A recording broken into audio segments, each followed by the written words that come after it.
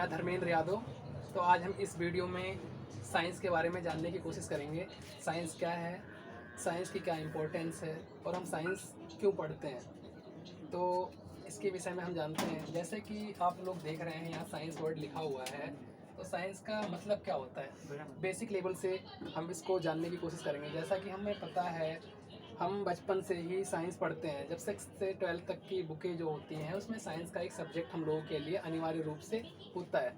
10th तक तो अनिवार्य है, उसके बाद आप पे डिपेंड करता है कि आप साइंस के सेक्टर में जाना चाह रहे हैं या अदर सेक्टर से, जैसे आर्ट्स है और भी जो भी है, इकोनॉमिक्स है, वो आप पे डिपेंड करता है। बट आपको साइंस तो कंपलसरी है, इसके बारे में जानना भी ज़रूरी है, क्योंकि यूनिवर्स में जो कुछ भी है ये एक दूसरे पे डिपेंड है, ओनली साइंस पे। हमारी जो लाइफ है ये साइंस से रिलेट है। जैसे कि आप देख रहे हैं मेरे हाथ में मार्कर है और मैंने बोर्ड पे कुछ लिखा है, ये साइंस है। लाइट जल रही है, ये साइंस है। हम चलते हैं तो हमारा पैर कभी कभी स्लिप कर जाता है, ये भी साइंस है। इसमें घर्षण बल नहीं लग रहा होता है और घर्षण बल के बिना हम चल नहीं सकते। तो इसका मतलब हम ये जान सकते हैं, सामान्य जीवन में भी सबको ये पता है कि साइंस ही चारों तरफ कार्य कर रही है। घड़ी में समय देख रहे हैं, वो भी साइंस है। मतलब एवरीथिंग इज साइंस। तो ठीक है, सबसे पहले इसकी परिभाषा को समझेंगे सामान्य परिवेश में कि क्या होती है। जैसा कि आप लोग देख रहे होंगे यहाँ विज्ञान लिखा हुआ है, तो इसे हम समझने की कोशिश करते हैं।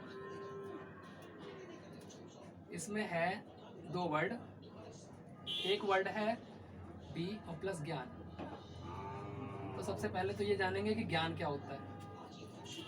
बहुत से लोगों को इसके बारे में ही नहीं पता होता कि ज्ञान है क्या, नॉलेज, इसको कैसा डिफाइन करें, ये क्या है, इसको भी जानना जरूरी है। और बी तो समझ जाएंगे, उसको बाद में समझते हैं। तो ज्ञान का मतलब जो होता है ना, किसी भी चीज से संबंधित जानकारी, कुछ भी है। जैसे ये मार्कर है, तो इसके बारे में मेरे को पता है भाई कि ये मार्कर है, इससे हम लिखते हैं, इसे खा नहीं सकते, इतना ज्ञान है ना। तो उसी तरीके से ये ज्ञान हो गया। ज्ञान मतलब जानकारी, किसी भी चीज से संबंधित जानकारी को हम ज्ञान कह सकते हैं सामान्य भाषा में। इतना तो हो गया ज्ञान की बात। और ये बी जुड़ा हुआ है भाई बात साथ में, इसके प्लस बी है, पहले बी लिखा हुआ है। तो ये बी का मतलब क्या है, इसे भी समझने की कोशिश करते हैं। जैसे ये विज्ञान है पूरा वर्ड, तो इसमें बी और ज्ञान अलग अलग है, तो दोनों के टर्म क्या है, ये दोनों क्या है, कैसे समझेंगे इसे।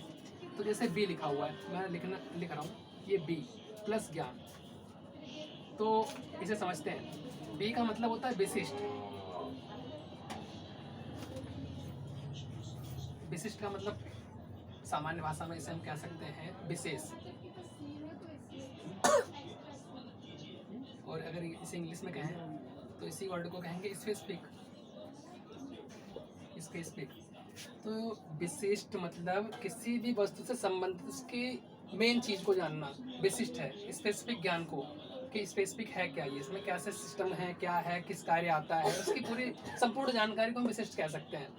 और ज्ञान का मतलब तो जैसा कि आप लोगों को पता है, जानकारी। तो इस प्रकार हम कह सकते हैं सामान्य भाषा में कि किसी भी वस्तु से, किसी भी सामान से, किसी भी चीज से संबंधित विशिष्ट ज्ञान को विज्ञान कहते हैं। ये हो गई आपकी सामान्य भाषा। और थोड़ा स्टैंडर्ड देखेंगे तो उसमें ये होता है किसी भी वस्तु से संबंधित क्रमबद्ध,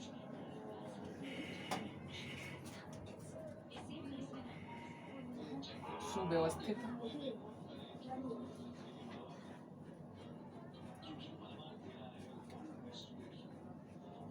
सुसंगठित,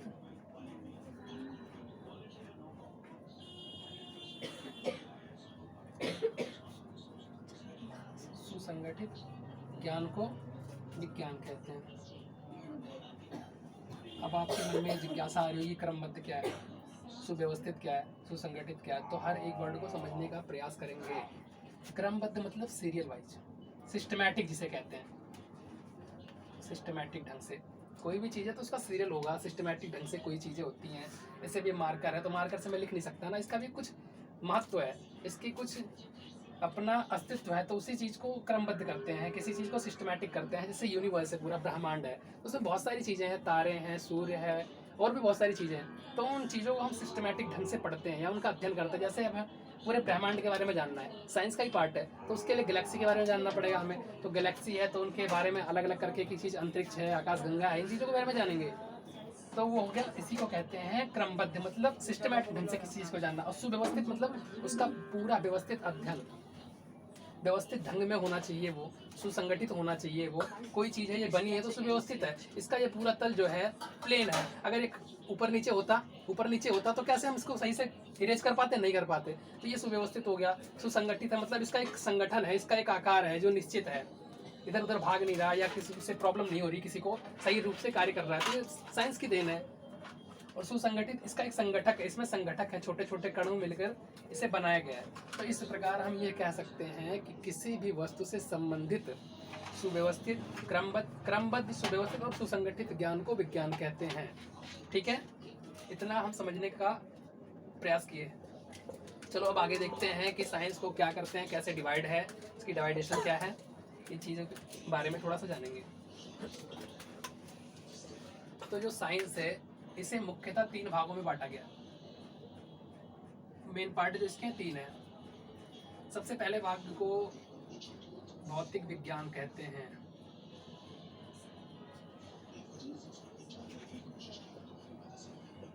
भौतिक विज्ञान।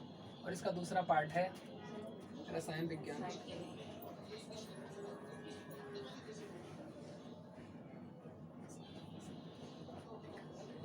और तीसरा है जीव विज्ञान।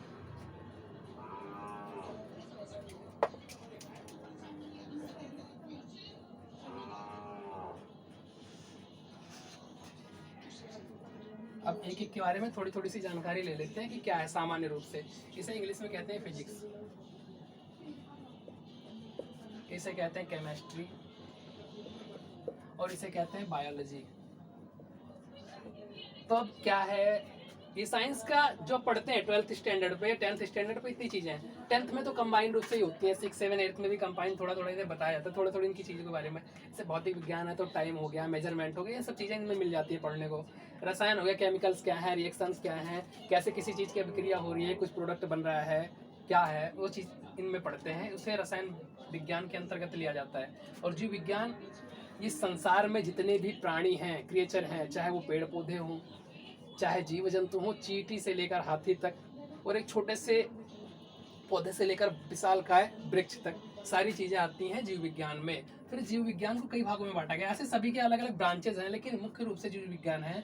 इसमें जो वनस्पतियों का अध्ययन करते हैं, जिसमें पेड़ पौधों का अध्ययन करते हैं, उसे बॉटनी के नाम से जाना जाता है, बोटनी।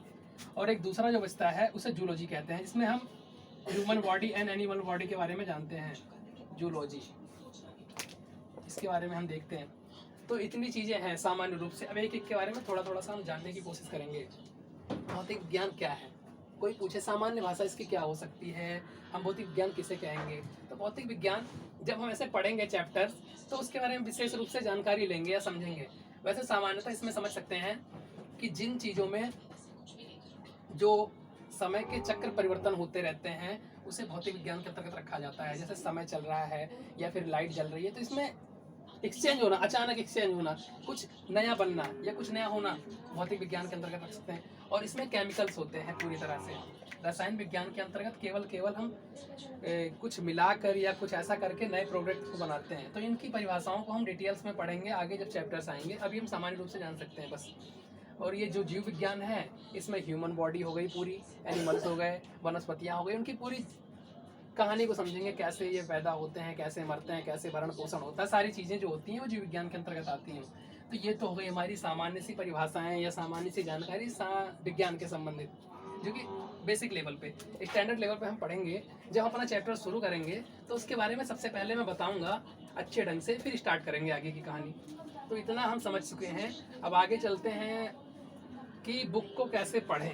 ये बहुत बड़ी समस्या है आज के ज़माने में, क्योंकि बुक जो होती है वो बहुत मोटी होती है, एग्ज़ाम के टाइम पे हम पूरा कवर भी नहीं कर सकते, समस्या है भाई। तो बुक हम कैसे पढ़ें। जैसे 10th की बुक हो गई, 9th की बुक हो गई, 12th की हो गई, 11th की हो गई, बुकें मोटी मोटी होती हैं। और अब तो ऑल इंडिया कहीं का भी बच्चा हो या कहीं का भी स्टूडेंट हो, सबके लिए एक ही बुक अलाउ है, NCERT।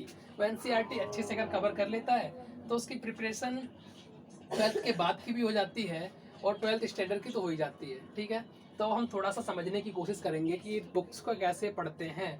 तो मैं आप लोगों को थोड़ा सा बताने का प्रयास करूँगा। जैसे ये हाई स्कूल की बुक मेरे पास है, अब मैं इसे समझाने का प्रयत्न कर रहा हूँ कि इस बुक में हम कैसे क्या पढ़ें, क्या समझें, कैसे करें। साइंस है, ठीक है, तो मैं पढ़ा रहा हूँ, इसका चैप्टर पहला समझा रहा हूँ कैसे पढ़ेंगे बुक। बुक पढ़ना। जैसे इसका पहला चैप्टर है जो मैंने देखा यहाँ, चैप्टर नंबर फर्स्ट है रासायनिक अपक्रिया एवं समीकरण।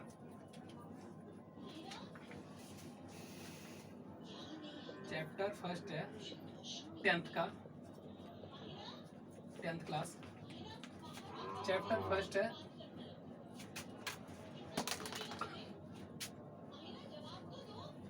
रासायनिक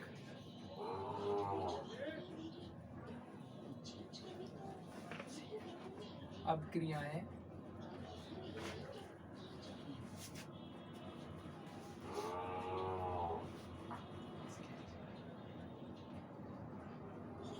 एवं समीकरण।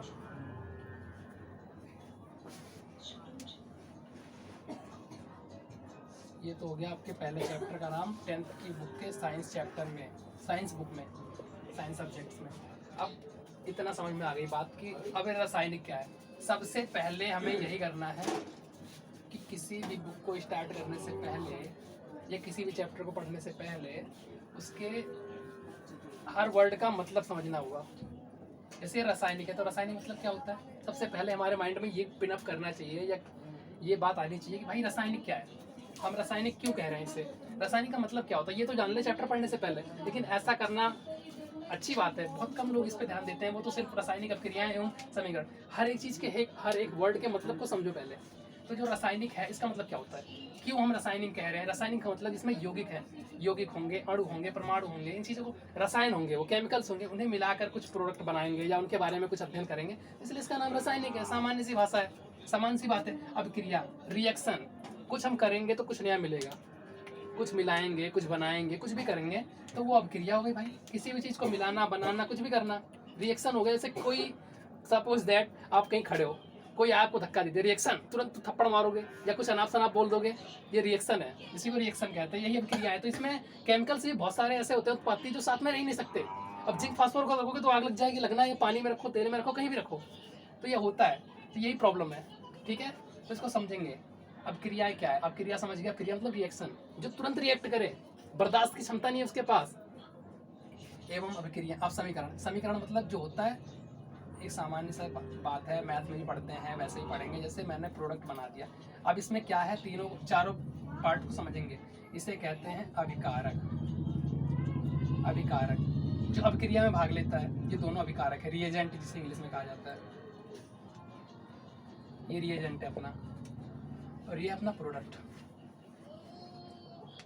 तो इस पूरी प्रक्रिया को हम कह सकते हैं कि एक समीकरण है, रिएक्शन है, ठीक है। तो ये कैसे बना, क्या हुआ, कुछ ना कुछ तो करना पड़ता है भाई। ए और बी को मिलाएंगे तो हमें ए बी प्राप्त होगा। ये दोनों आपस में अपक्रिया करेंगे और फिर एक नया प्रोडक्ट बनाएंगे ए बी। तो ये पूरा, जैसे अब चैप्टर शुरू किया हम लोगों ने, तो इतनी बात हमें समझ में आ गई। और हमें ये हमेशा याद रहना चाहिए कि भाई पहले चैप्टर का साइंस में क्या नाम है, तो नाम है इसका रासायनिक अपक्रिया एवं समीकरण। अब इसमें पढ़ना क्या है, दूसरी बात, ये थोड़ी ना कि बुक उठाओ और पढ़ते चले जाओ पूरी कहानी, नहीं। अब इसमें क्या क्या पढ़ना है, तो उसका भी एक नियम होना चाहिए, संयम होना चाहिए, हर चीज़ की जानकारी होनी चाहिए। ऐसे इसकी पहली हेडिंग है, हेडिंग है इसकी रासायनिक समीकरण। रासायनिक समीकरण,